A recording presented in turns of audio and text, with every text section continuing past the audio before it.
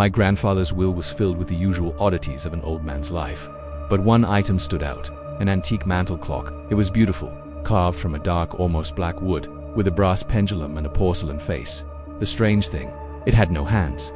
The will simply stated, "It keeps its own time." I thought it was just one of his eccentric jokes, so I placed it on the mantelpiece in my study and forgot about it. That first night, as I was drifting off to sleep, I heard it, a soft, rhythmic ticking. Tick-tock, tick-tock. I sat up, confused. How could a clock with no hands tick? I crept into the study. The sound was definitely coming from the clock, a steady, persistent beat in the silent house. Shaking my head, I dismissed it as my imagination, maybe the house settling, and went back to bed. The second night, the ticking was louder. It wasn't just in the study anymore. It felt like it was right beside my ear. Tick-tock. Tick-tock. I couldn't ignore it. It felt invasive, like a heartbeat that wasn't my own, thudding through the floorboards, vibrating in my chest. Sleep was impossible. I spent the night tossing and turning, the sound an unwelcome guest in my mind. A sense of unease began to creep in, a cold dread that clung to me like a damp shroud. By the third night, the sound was deafening. Talk, talk, talk. It wasn't a gentle rhythm anymore. It was a percussive, aggressive hammering against the silence. It was the only thing I could hear, drowning out my own thoughts, my own pulse. Panic started to set in.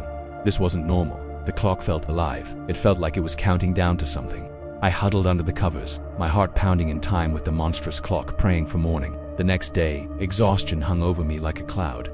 I stared at the clock, feeling a mix of fear and anger. It was just an object, a piece of wood and metal. What was it doing to me? I considered smashing it, throwing it out, anything to make the noise stop. But something held me back.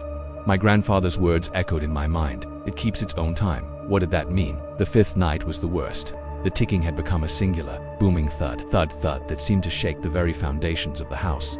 I was terrified. I couldn't stay in the house any longer.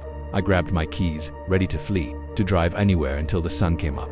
But as I passed the study, a sudden, complete silence fell over the house. The ticking had stopped. My breath caught in my throat. The silence was somehow more terrifying than the noise had been. I stood frozen for what felt like an eternity before forcing myself to look into the study. Moonlight streamed through the window, illuminating the mantelpiece. My blood ran cold. On the face of the clock, where before there had been nothing, were two ornate, black hands. They were perfectly still, frozen in place. My eyes traced their position, my mind struggling to understand what I was seeing. The short hand pointed to 7. The long hand pointed to 32.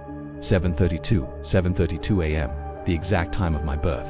The clock hadn't been counting down. It had been counting up. It had been keeping my time. All this time it had been ticking away the moments of my life.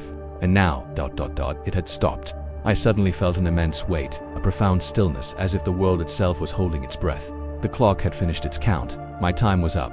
Thanks for watching. If stories like this get your heart racing, do forget to hit that subscribe button and ring the bell so you do miss what's coming next. See you in the shadows.